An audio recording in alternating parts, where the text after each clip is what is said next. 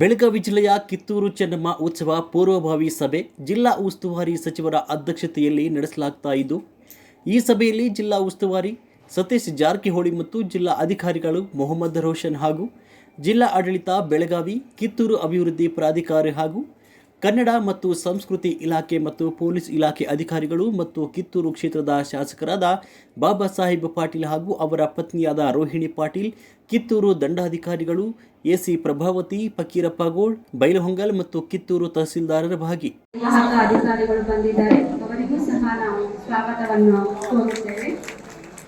ಹಾಗೆ ನಮ್ಮ ಜಿಲ್ಲಾ ಪೊಲೀಸ್ ವರಿಷ್ಠಾಧಿಕಾರಿಗಳು ಬೆಳಗಾವಿ ಅವರು ಸಹ ಈ ಸಭೆಯಲ್ಲಿ ಉಪಸ್ಥಿತರಿದ್ದಾರೆ, ಅವರಿಗೂ ಸಹ ಸ್ವಾಗತವನ್ನು ಕೋರುತ್ತೇವೆ. ಜೊತೆಗೆ ಜಂಟಿ ನಿರ್ದೇಶಕರು ಪ್ರವಾಸೋದ್ಯಮ ಇಲಾಖೆ ಅವರು ಉಪಸ್ಥಿತರಿದ್ದಾರೆ, ಅವರಿಗೂ ಸ್ವಾಗತವನ್ನು ಕೋರುತ್ತೇವೆ. ಹಾಗೆ ನಮ್ಮ ಬೆಳಗಾವಿ ಮತ್ತು ಚಿಕ್ಕೋಡಿ ವಿಭಾಗದ ಉಪವಿಭಾಗಾಧಿಕಾರಿಗಳು ಹಾಜರಿದ್ದಾರೆ, ಅವರಿಗೂ ಸಹ ಸ್ವಾಗತವನ್ನು ಕೋರುತ್ತೇವೆ. ನಮ್ಮ ಬೈಲಹೊಕ್ಕಲದ ಡಿವೈಎಸ್ಪಿ ಅವರಿದ್ದಾರೆ, ಅವರಿಗೂ ಸಹ ಸ್ವಾಗತವನ್ನು ಕೋರುತ್ತೇವೆ. ಜೊತೆಗೆ ನಮ್ಮ ಎಲ್ಲ ಜಿಲ್ಲಾ ಮಟ್ಟದ ಮತ್ತು ತಾಲೂಕು ಮಟ್ಟದ ಅಧಿಕಾರಿಗಳು, ತಹಸೀಲ್ದಾರರು ಅವರೆಲ್ಲರನ್ನು ನಾವು ಸ್ವಾಗತವನ್ನು ಕೋರುತ್ತೇವೆ. ನಮ್ಮ ಇವತ್ತಿನ ಈ ಸಭೆಯು ಜಿಲ್ಲಾ ಉಸ್ತುವಾರಿ ಸಚಿವರ ಅನುಪಸ್ಥಿತಿಯಲ್ಲಿ ನಾವು ಈ ಸಭೆಯನ್ನ ಮುಂದುವರಿಸ್ತಾ ಇದ್ದೇವೆ. ಹಾಗಾಗಿ ಇಲ್ಲಿ ನೆರೆದಿರುವಂತಹ ಕಿತ್ತೂರಿನ ಸಮಸ್ತ ನಾಗರಿಕರು ಹಾಗೂ ಕಿತ್ತೂರಿನ ಪಟ್ಟಣ ಪಂಚಾಯತಿಯ ಸಮಸ್ತ ಸದಸ್ಯರು ಪೂರ್ವಭಾವಿ ಸಭೆಯಲ್ಲಿ ಉಪಸ್ಥಿತರಿರುವಂತಹ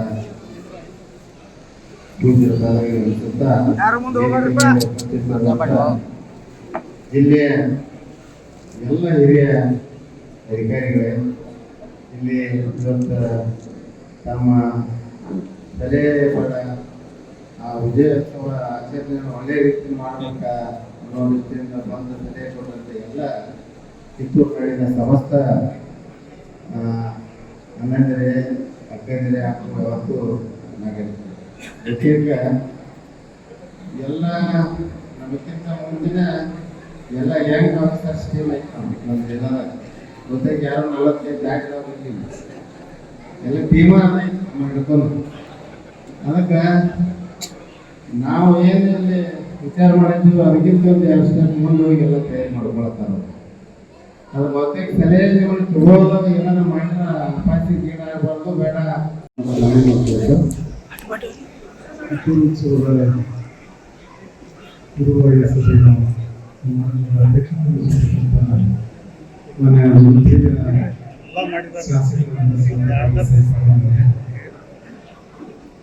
ಎಲ್ಲ ಕಿತ್ತೂರು ಉತ್ಸವದ ಜೋತ್ಸವದ ಎಲ್ಲರಿಗೂ ಉತ್ತಮಿಸಿರ್ತಕ್ಕಂಥ ನಮ್ಮ ಕ್ರಿಯಾಶೀಲ ಜಿಲ್ಲಾಧಿಕಾರಿಗಳವರೇ, SP ಸರ್ ಅವರೇ, CO ಸರ್ ಅವರೇ, ಅನ್ನೋದ ಎಲ್ಲ ಅಧಿಕಾರಿ ವರ್ಗದವರೇ, ಯಾವತ್ತೂ ಈ ವಿಷಯದ ಸಮಸ್ಯೆಗಳಿರುತ್ತೆ.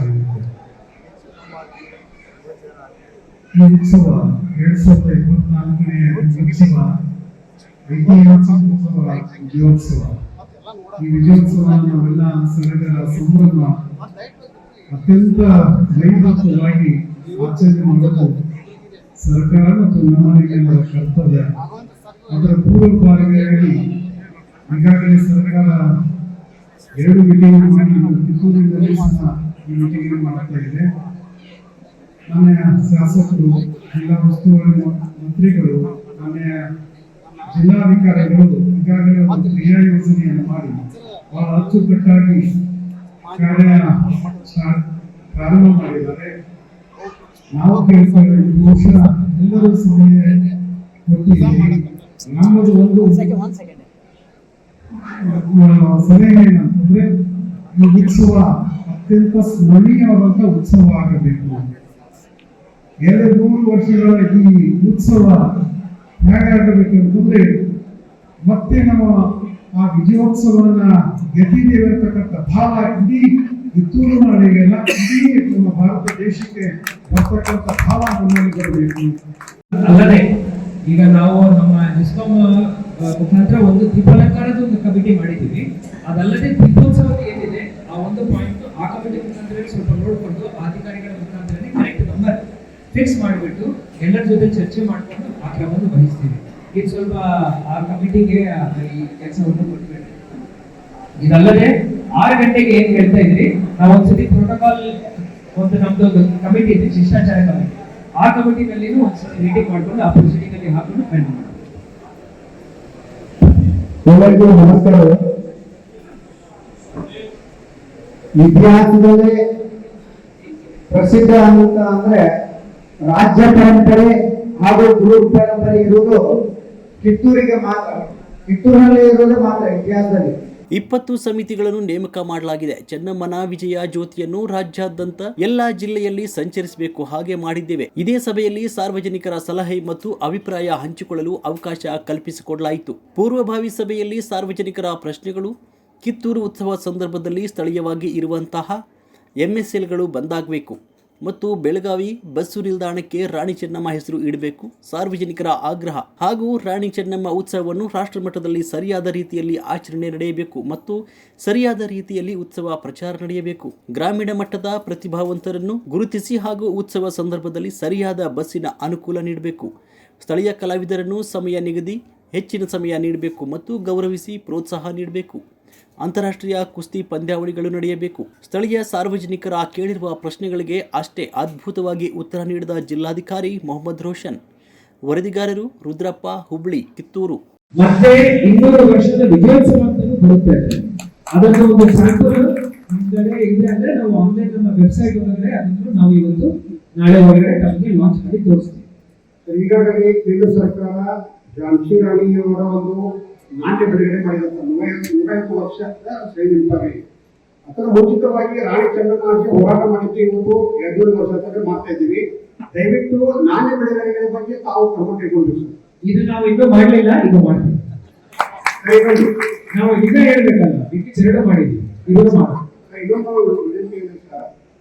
ಸರ್, ಬೆಂಗಳೂರಲ್ಲಿ ಈಗಾಗಲೇ ಕೆಂಪೇಗೌಡ ಬಸ್ ನಿಲ್ದಾಣ ಇದೆ, ಆಮೇಲೆ ಕೆಂಪೇಗೌಡ ವಿಮಾನ ನಿಲ್ದಾಣ ಇದೆ ಸರ್. ನಮ್ಮ ಸಂಘಟನೆಯಿಂದ 16 ವರ್ಷಗಳಿಂದ ಹೋರಾಟ ಮಾಡ್ತೀವಿ. ಎಷ್ಟು ವರ್ಷ? 16 ವರ್ಷಗಳಿಂದ ಹೋರಾಟ ಮಾಡ್ತಾ ಇದ್ದೀವಿ. ಇನ್ನೂವರೆಗೆ ಬೆಳಗಾವಿ ಕೇಂದ್ರ ಬಸ್ ನಿಲ್ದಾಣಕ್ಕೆ ರಾಣಿ ಚೆನ್ನಮ್ಮ ಇರ್ತಾ ಇಲ್ಲ. ನಮ್ಮ ಸಲಹೆಯನ್ನು ನಾವು 100% ನಾವು ಫಾಲೋ ಮಾಡ್ತಾ ಇದ್ದೀವಿ. ಅದಕ್ಕೋಸ್ಕರ ಈ ವರ್ಷ ಇಡೀ ದೇಶದಿಂದ, ಪ್ರತಿ ಒಂದು ರಾಜ್ಯದಿಂದ ನಮ್ಮ ಮೆರವಣಿಗೆಯಲ್ಲಿ ಈ ಎಲ್ಲರೂ ಆರ್ಟಿಸ್ಟ್ ಬಂದು ಭಾಗಿಯಾಗಬೇಕಂತ ಹೇಳ್ತಾ ಇದ್ದೀವಿ. ಅನ್ನೋತ್ಸವ ಕಾರ್ಯಕ್ರಮ ಒಂದು ಹಮ್ಮಿಕೊಂಡಿದ್ದೀವಿ. ವಿವಿಧ ರಾಜ್ಯಗಳಿಂದ ಇರುವಂತ ನಮ್ಮ ಆಹಾರ ಪದ್ಧತಿ ಏನಿದೆ ಅದನ್ನು ಇಲ್ಲಿ ತೋರಿಸಲಿಕ್ಕೆ, ಬರೀ ಇದು ಒಂದು ಕಿತ್ತೂರು ಉತ್ಸವ, ಇಡೀ ವಿಶ್ವದ ಉತ್ಸವ ತರನೇ ನಾವು ಇದನ್ನು ಆಚರಣೆ ಮಾಡ್ತೇವೆ. ಈಗಾಗಲೇ ನನ್ನ ಸಹೋದ್ಯೋಗಿಗಳ ಜೊತೆ ಹಾಗೂ ಶಾಸಕರ ಜೊತೆ ಮಾತಾಡಿದ್ದೀನಿ, ಜಿಲ್ಲಾ ಉಸ್ತುವಾರಿ ಸಚಿವರ ಜೊತೆ ಮಾತಾಡಿದ್ದೀನಿ. ಎಲ್ಲರದ್ದು ಒಪ್ಪಿಗೆ ಇದೆ. ಕವಿಗೋಷ್ಠಿ ಬಗ್ಗೆ ನಾವು ಈಗಾಗಲೇ ಜಿಲ್ಲಾ ಉಸ್ತುವಾರಿ ಸಚಿವರ ಮೀಟಿಂಗ್ ಆದಾಗಲೂ ಅದರ ಬಗ್ಗೆ ಚರ್ಚೆ ಮಾಡಿದ್ದೀವಿ. ಪುರುಷರು ಮಹಿಳೆಯರ ಕವಿಗೋಷ್ಠಿ ಏನಿದೆ, ಶಾಸಕರು ಅವರುಗಳಿಗೆ ಒಂದು ಪತ್ರದ ಮುಖಾಂತರ ಇದರ ಬಗ್ಗೆ ತಮ್ಮ ದೂರ ಏನಿದೆ ನನಗೆ ಅವರು ತಿಳಿಸಿದ್ದಾರೆ. ಈ ಕಾನೂನಾತ್ಮಕವಾಗಿ ನಾನು ಏನು ಕ್ರಮ ವಹಿಸಬೇಕಂದ್ರೆ, ನಾವು ಅವರಿಗೆ ಫಸ್ಟ್ ನೋಟಿಸ್ ಜಾರಿ ಮಾಡಬೇಕು. ನೋಟಿಸ್ ಜಾರಿ ಆದ ನಂತರ ಅವರಿಗೆ ಕಾನೂನಾತ್ಮಕವಾಗಿ ಕಾಲಾವಕಾಶ ಕೊಡ್ತೀವಿ. ಆ ಕಾಲಾವಕಾಶ ಮುಗಿದ ನಂತರ ಅವರು ಆ ಮಳಿಗೆಯನ್ನು ಶಿಫ್ಟ್ ಮಾಡ್ಕೋಬಹುದು ಅಥವಾ ಅಪೀಲ್ ಮಾಡಬಹುದು. ಈಗ ಕೇಳ್ರಮ್ಮ ಫಸ್ಟ್ ಈಗ ಹೇಳ್ತೇನೆ. ಈಗ ತಾವು ಕೊಟ್ಟಿರೋ ಮನವಿ ಪ್ರಕಾರ ನಾವು ಈಗಾಗಲೇ ಆ ಒಂದು MSIL ಯಾರು ಓನರ್ ಇದ್ದಾರೆ ಅವರಿಗೆ ನಾವು ನೋಟಿಸ್ ಜಾರಿ ಮಾಡಿದೀವಿ. ನೋಟಿಸ್ ಜಾರಿ ಮಾಡಿ ಅವರು 7 ದಿವಸದ ಕಾಲಾವಕಾಶ ಕೇಳಿದ್ದಾರೆ. ಅದರಲ್ಲಿ ಆಲ್ರೆಡಿ 4 ದಿವಸ ಮುಗಿದಿದೆ. ಇನ್ನೊಂದು 3 ದಿವಸ ಅವರಿಗೆ ಕಾಲಾವಕಾಶ ಕಾನೂನಾತ್ಮಕವಾಗಿ ಸಿಗುತ್ತೆ.